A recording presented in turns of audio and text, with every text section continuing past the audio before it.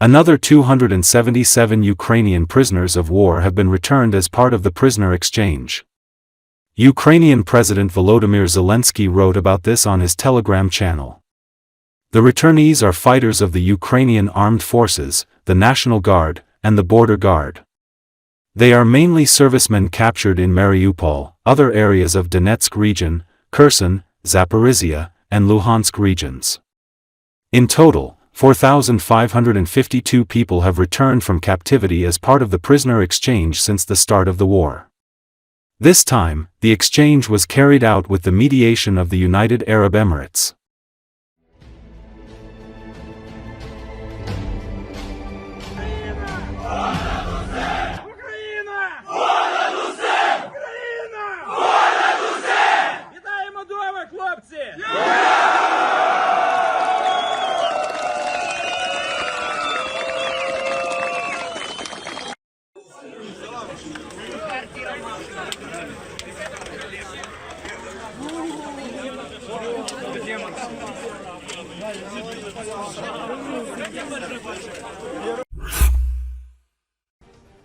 Ukrainian military expert says that Germany may transfer 100 Taurus missiles to Ukraine in 2 batches of 50.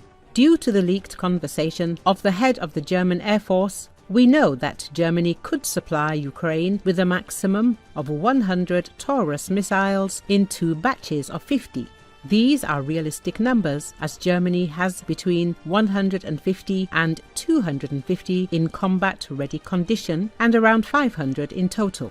So even if they give Ukraine 100 missiles, that's a significant number. And a large number of Russian targets hit, Kadirov emphasized on Espresso TV. According to the expert, while supplying Taurus to Ukraine won't bring instant victory, it's a crucial step to boost Ukraine's defense capabilities.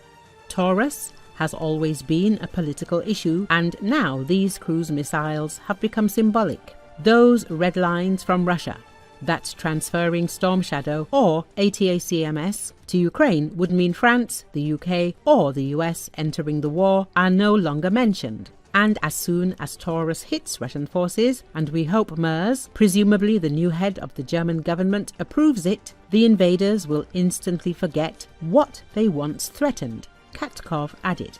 Russia has expressed concern over reports suggesting that Germany may supply Taurus missiles to Kiev. Russia warned it would interpret the use of these missiles to strike Russian territory as Germany's direct involvement in hostilities on Ukraine's side, said Russian Foreign Ministry spokeswoman Maria Zakharova during a briefing. Zakharova stated that Russia would consider any Taurus missile strike on Russian targets as German participation in the war on Ukraine's side, with all corresponding consequences for Germany. Her remarks came in response to comments by Germany's future Chancellor Friedrich Merz, who mentioned the illegally constructed Crimean Bridge as a potential target for the Taurus missiles.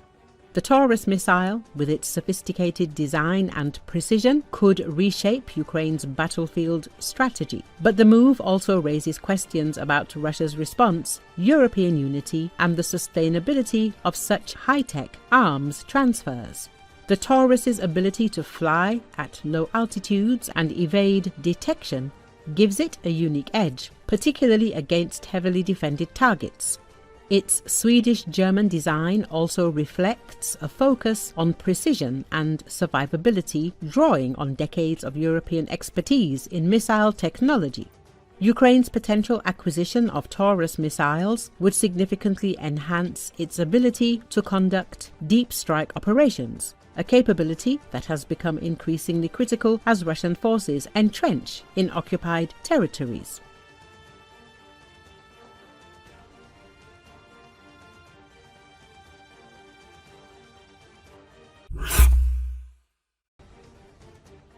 The Ukrainian armed forces are entering Russian territory because there must be active counteraction to the enemy's attack and actions. Reserve Major General of the Ukrainian Armed Forces Sergei Krivonos said this in an interview with Fabrika Novosti.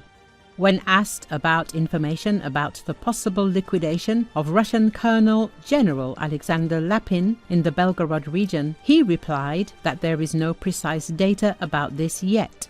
According to Krivonos, some sources confirm this, while others do not. In general, he said that the elimination of any combat general during a war shows the level of ability of the Ukrainian armed forces to conduct reconnaissance and correctly strike at the enemy's weak points. But from the point of view of former Russian writers, as Saltykov-Shchedrin said, there are so many generals in Russia that when bears start eating them, no one notices.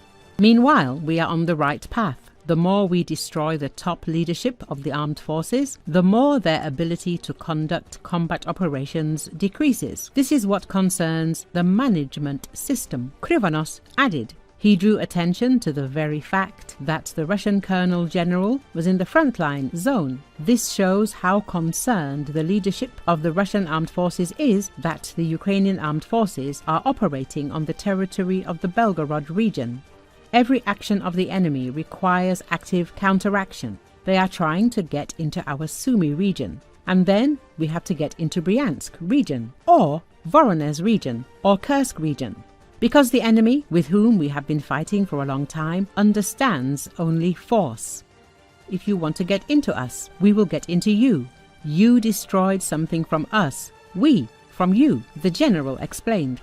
According to him, this is a completely normal, adequate response during wartime. We did not start this war, and it is not for us to justify that we are striking at enemy territory. We must do it. We must do it as strongly, efficiently as possible, Krivonos added.